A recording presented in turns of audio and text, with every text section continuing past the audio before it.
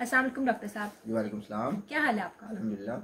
अच्छा डॉक्टर साहब, हम सुनते हैं कि कुकिंग ऑयल बहुत नुकसान पहुंचाता है, तो प्लीज़ आप ये बता दें किस तरह नुकसान पहुंचाता है।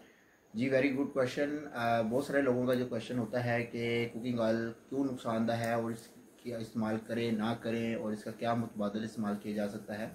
अब आपका सवाल ये कि कुकिंग ऑयल जो है वो किस तरह से नुकसानदायक होता है।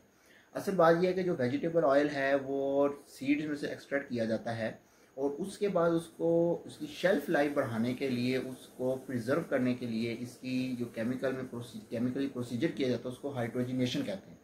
वो प्रोसीजर की वजह से इसके अंदर ट्रांस फैटी एसिड्स बन जाते हैं जो कि आगे बॉडी के लिए नुकसानदायक होते हैं। अच्छा, ये पे बॉडी में क्या नुकसान पहुंचाता है? बॉडी के अंदर इसका क्या मैकेनिज्म होता है?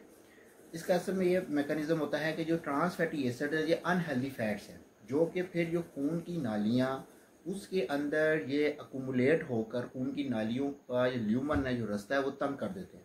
जैसे कि खून की नालियाँ जो कि दिल को सप्लाई कर रही हैं, अगर वो इसके अकुमुलेट होने की वजह से बंद हो जाती हैं, तंग हो जाती हैं, तो आगे खून की सप्लाई में रुकावट आती है, जिसकी वजह से फिर सप्लाई दिल के पट्ठों को कम हो जाती है, जिसकी वजह से फिर हार्ट अटैक का इशू आ सकता है।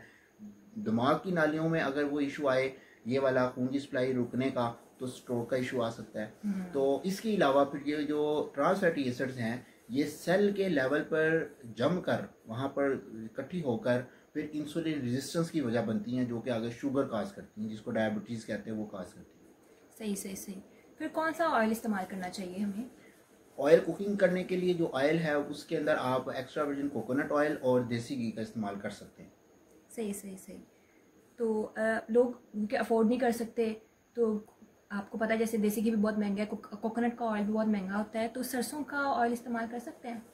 सरसों का ऑयल के बारे में इसी चैनल पर मेरे जो है वो डिटेल वीडियो मौजूद है कि सरसों का ऑयल जो है हम ऑफ एंड ऑन अगर इस्तेमाल करना चाह रहा हो कोई तो वो कर सकता है, लेकिन इसको एक लंबे अरसे तक इस्तेमाल नहीं करना चाहिए क्योंकि इसके अंदर कुछ ऐसे कंपाउंड्स होते हैं जो कि प्रोटीन को जिस्म का हिस्सा बनने से रोकते हैं, प्रोटीन की एब्जॉर्प्शन को हिंडर करते हैं। इसलिए एक लंबे अरसे के लिए सरसों का ऑयल जो है वो इस्तेमाल नहीं करना चाहिए। सही सही। अच्छा, लोगों का ना ऑलिव ऑयल के मुतालिक भी बहुत सवाल था कि ऑलिव ऑयल को हम कुकिंग के लिए इस्तेमाल कर सकते हैं? नहीं, ऑलिव ऑयल को जो है वो कुकिंग के लिए इस्तेमाल नहीं कर सकते। और फर्स्ट ऑफ ऑल ये मैं कहना चाहूँगा जो ऑलिव ऑयल जो आपने इस्तेमाल करना है वो लेना है जिसके ऊपर एक्स्ट्रा वर्जिन ऑलिव ऑयल लिखा हो या फिर organic extra virgin olive oil लिखा हो, क्योंकि उसके अंदर ऑक्सीडेशन नहीं हुई होती।